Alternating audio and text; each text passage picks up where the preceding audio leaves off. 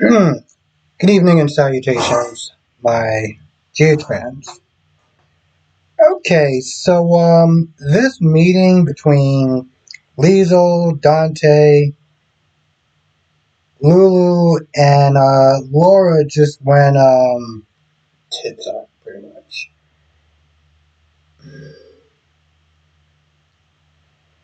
You know,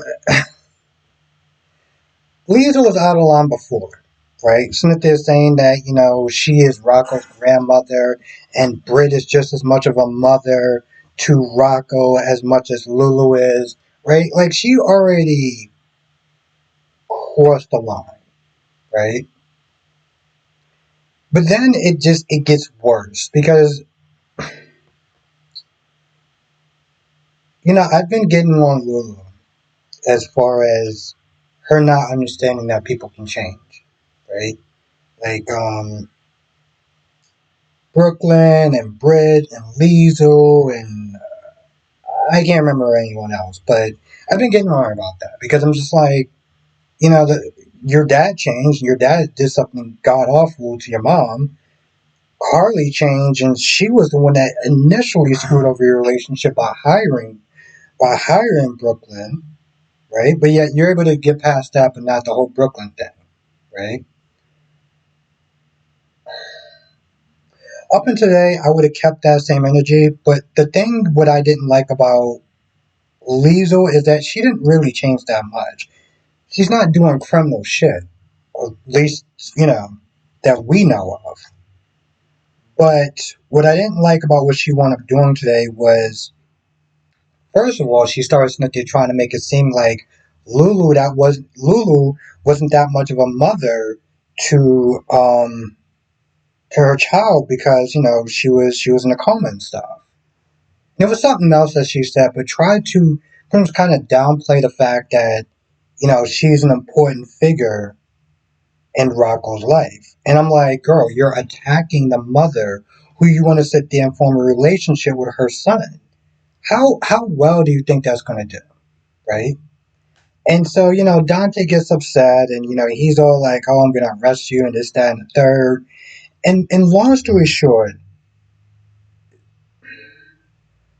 what Liesl was pretty much trying to make it seem like, well, listen, if you push me away, then, you're going to become an enemy in Rocco's eyes. Like, how are you going to sit there and keep away the one person that knows the most about what Rocco's trying to find?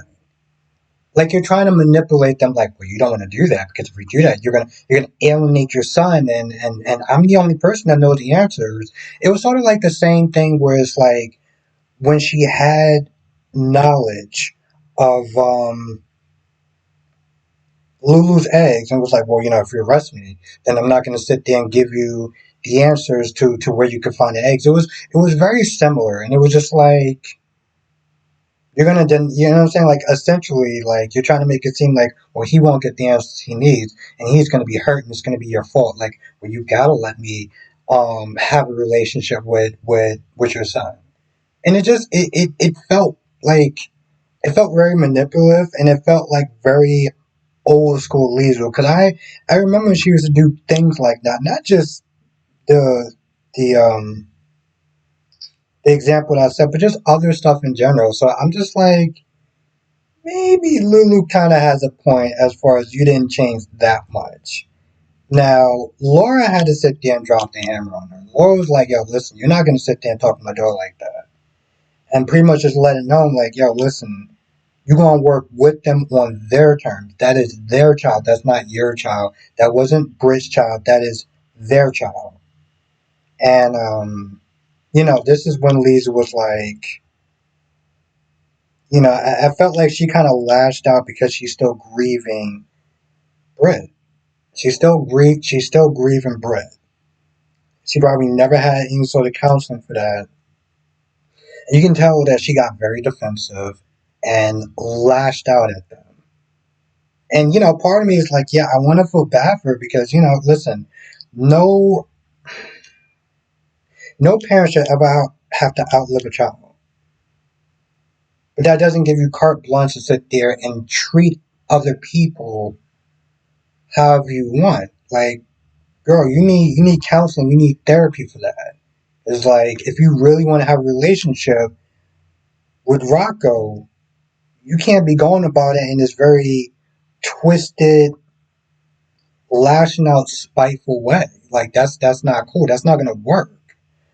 Um, so she settled down. She apologized, and they pretty much kind of agreed to be like, listen, we're gonna try, but Dante and Lulu was like, we can't guarantee that, but we're gonna do our best for Rocco. And trust me, Lulu like she said, wanted to sit there and literally strangle her, but she's trying for Rocco's sake, so I will give her credit for that. Um,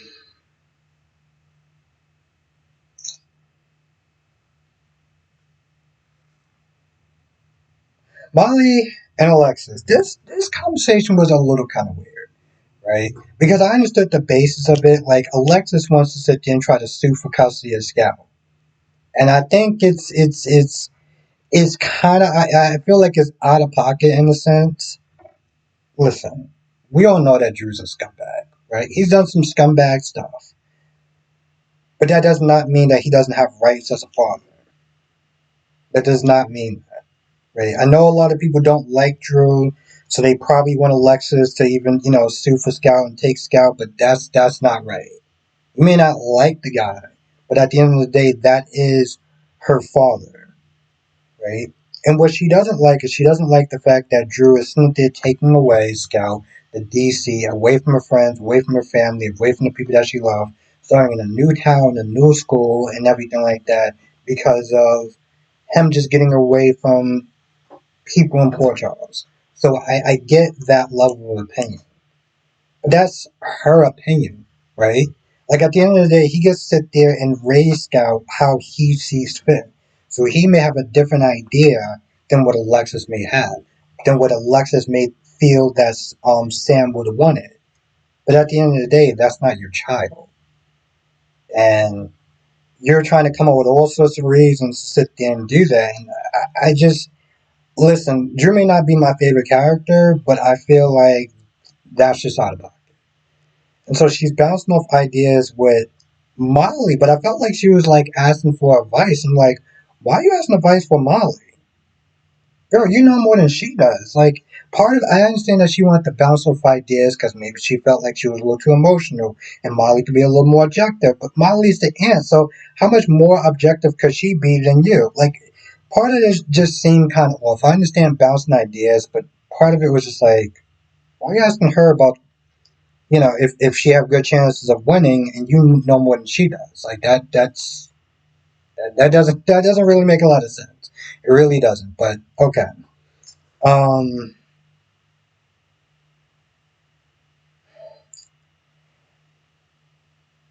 Tracy and Cody. So Cody pretty much tells Tracy that he's meeting Ava, he's going out to dinner and everything. And at first, Tracy's like, "Nah, that's not a good idea because she's dangerous, right?" And then I guess Cody just either lets it slip or just tells her that he's seeing her for money. And this is when Tracy's like, listen, you can do better. You can do better than sell yourself short for money and stuff like that. And pretty much she says what everyone else is already thinking.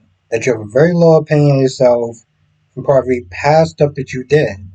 But what I liked about this scene was that, Cody's like, listen, you wouldn't think so highly of me if you knew my past and what I did. And Tracy was like, maybe that's why I can see you a little bit clearer. Because all the stuff that she said that he did was probably stuff that he wouldn't have did in the past. Right? And, maybe sometimes it's easier to open up to new people because they can see you in a different perspective than your past self or other people that may have known you. So, with that being said, there's a point where Ava does wind up seeing him and she's running a little late or whatever, and he could have took her out on that date, but he thought about what Tracy said, as far as just not always thinking the worst in yourself, and he decided to call it a night instead. Now Ava was with Nina. Nina was not there venting because she's thinking about um, Willow and Drew and everything like that. And Ava tells Nina about the fact that she's no longer seeing Rick, that she's pretty much kind of done, and that Rick don't deserve her. Rick is not there just sniffing around Liz, and listen, after a string of bad luck relationships that she's been in from Nicholas and Rick and whoever else, that she deserves to have somebody treat her right and it was something else, but like just treat her good. And she's like, listen, it's just fun and games and it's just fun, it's nothing serious. Also, what I want to sit there and say is, as Tracy was sitting there giving this pep talk about, not selling herself short, it made me sit there and think, and I don't think that Christina did this on purpose, but like if Cody actually had a little bit more self respect and thought more highly of himself, he wouldn't wind up selling. He wouldn't want us in there taking money to seduce someone. He wouldn't have did that because, like Tracy said, you can do better. And not to sit there and say that Ava's not a bad looking chick or anything like that, but like you know, you do better. Not better than Ava in the sense, but like being paid to seduce someone in that way. You know, it's like unknowingly, it's like Christina kind of like played on his insecurities of himself. Um,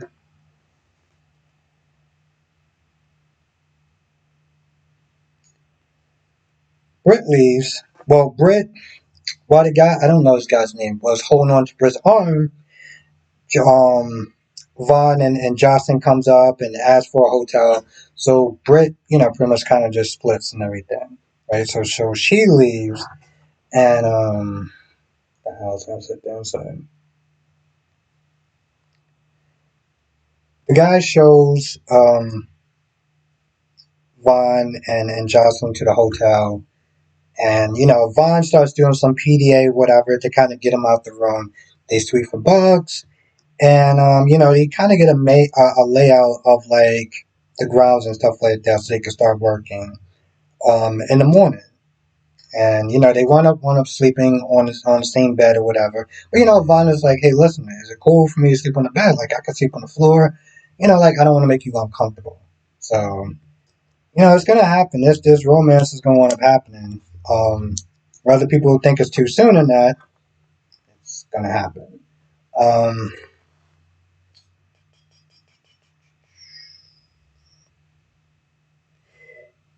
Anna pretty much tells Jason almost everything except for the Jocelyn part. Like, maybe like she tells him about why it's also important to go to the Poppy's Hotel, and maybe that Brit is being held against her will, and that the WSB is looking at that hotel under scrutiny, so it's a good chance that Brit may be in danger. Um, and that if word got out, she could wind up going to jail for treason.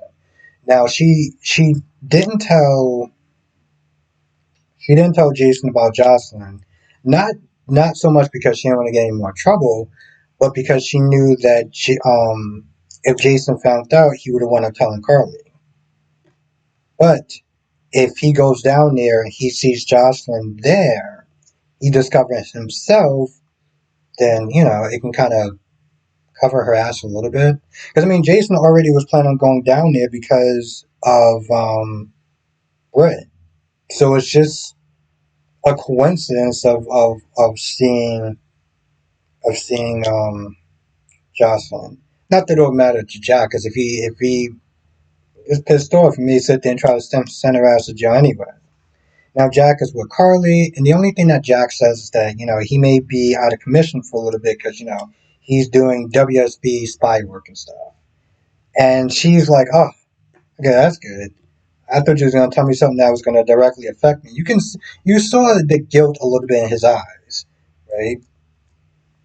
And she accepts that He's out there doing spy work. He can't tell her everything, but he's out there saving the world and protecting everyone. So it's totally fine. And that pretty much where it ends. Um, oh, and then Liesl wound up talking to where did I get? There you go. Wound up talking to Nina about just the difficulties a little bit of seeing Rocco and you know probably talk a little bit about that blow up. And of course, Nina was like, listen, I can see it from both sides. I can see it from their side because they're the parents. And I think Lisa ultimately said like she's going to handle this situation the same way that Britt would handle it.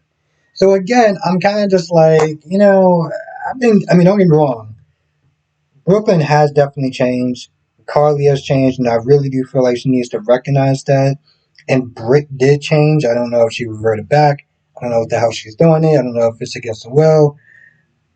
But I will sit there and say that she's kind of right in a sense with Liesl.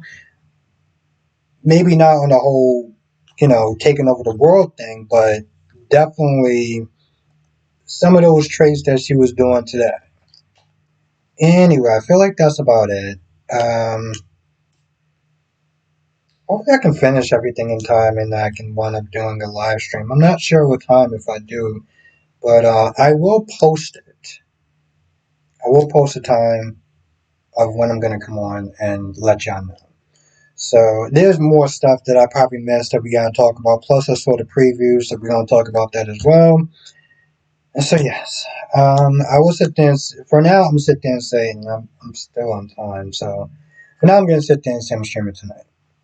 If anything changes, I'll let y'all know. But hopefully, I will see y'all tonight.